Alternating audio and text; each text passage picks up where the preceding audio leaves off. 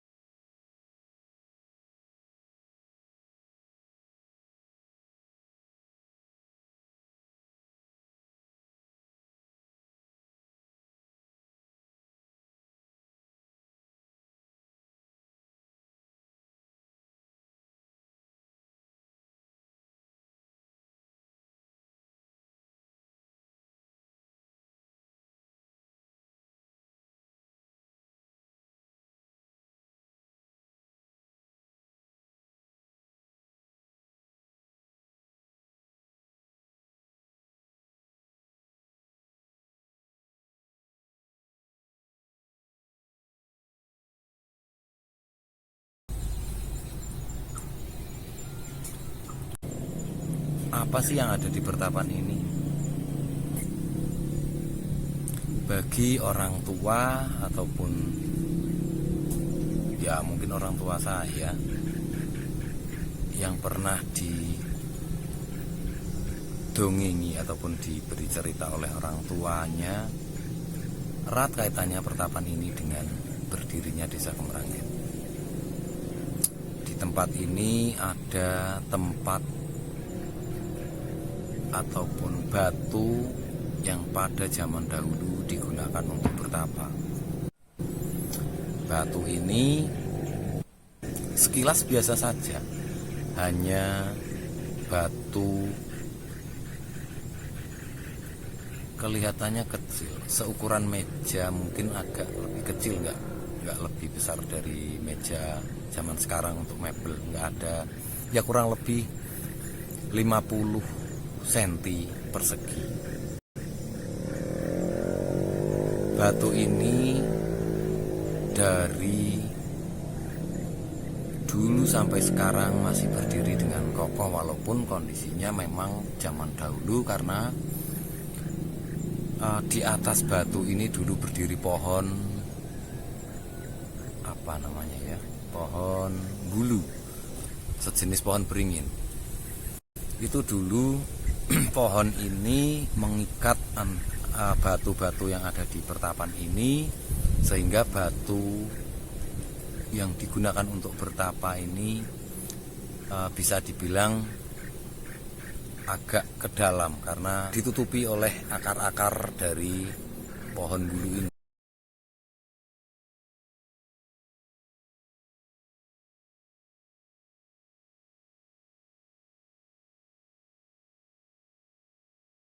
Batu yang digunakan untuk bertapa ini, walaupun pada saat musim hujan itu memang tidak terkena air hujan karena kondisinya ternyata itu di atasnya itu memang semacam gua. Jadi di bawah untuk bertapa, kemudian batunya itu ada, di atasnya itu ada penutupnya juga dari batu. Itu apa memang itu dibuat atau memang secara alami, saya kurang begitu tahu, akan tetapi memang kondisinya seperti itu, atau memang itulah keajaiban, mungkin saya juga nggak ngerti. Yang intinya bahwa barang siapapun yang mungkin bertapa di sini, di pertapan ini, kemungkinan untuk kena air hujan memang tidak.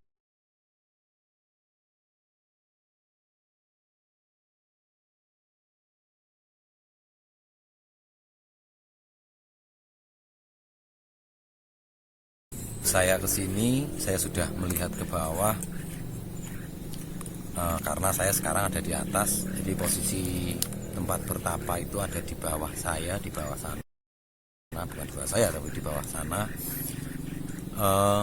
Kondisinya masih bagus, kondisinya masih walaupun mungkin zaman dulu sering digunakan untuk bertapa. Yang sering bertapa di pertapan ini adalah orang-orang dari luar Kemranggen yang mungkin mendapatkan bisikan ataupun petunjuk dari guru ataupun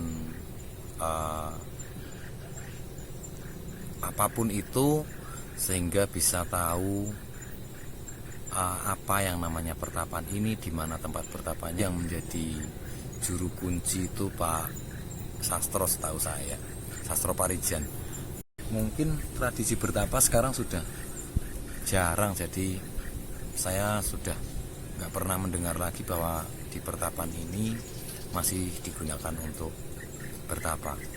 Yang jelas tadi saya lihat bahwa batu yang dulu dipergunakan untuk bertapa kondisinya memang tertutup oleh semak belukar, sehingga saya pun tadi harus membuka jalan ke sana.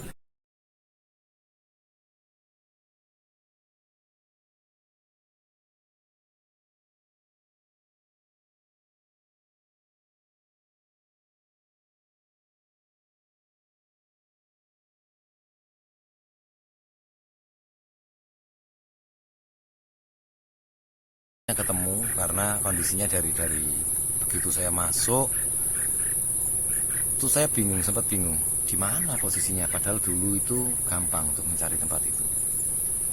Tadi saya cari, oh ternyata ketutupan oleh semak, dan dilihat dari kondisinya mungkin memang bisa dibilang sudah nggak pernah ada yang bertapa di pertapan ini. Akan tetapi walaupun mungkin tempat ini sudah tidak dipergunakan untuk bertapa, aura-aura mistisnya ini masih terasa. Walaupun saya memang orang yang termasuk orang awam, orang yang nggak ngerti apa-apa, tapi hawa ataupun aura yang terpancar di tempat ini memang cukup berbeda. Nah, di pertapan ini tidak hanya ada batu yang digunakan untuk bertapa, ada juga satu tempat, tepatnya di bawah pohon gintung itu ada punden. Kalau tidak salah ini adalah punden Mbah Saliala atau mungkin yang lainnya, karena ternyata di situ saya lihat tidak hanya ada satu tetenger atau satu andong, mungkin ada 2 atau 3. Yang setahu saya, yang saya dengar dari orang tua kami, itu ada punden yang namanya punden Mbah Saliala. Nah, tepatnya di bawah pohon gintung. Nah, tadi saya lihat di situ memang masih ada sampai sekarang, pohon-pohon andong itu masih ada dan masih subur. Bagaimana kaitannya pertapan dengan Kemranggen, pertapan dengan Kaliurang? Yang kemarin saya sudah sempat membuat video tentang Kaliurang dengan judul misteri, keindahan dan misteri dari sendang yang ada di Kaliurang. Pertapan ini sangat erat kaitannya dengan Kaliurang. Belum lagi pertapan ini sangat erat kaitannya dengan berdirinya Desa Kemranggen. Kami akan mencoba menggali sejarah yang lebih dalam tentang keterkaitan antara pertapan ini dengan berdirinya Desa Kemranggen dan tempat-tempat lainnya yang bersejarah di Desa Kemeranggen ini. Anak cucu kita itu tidak kehilangan sejarah.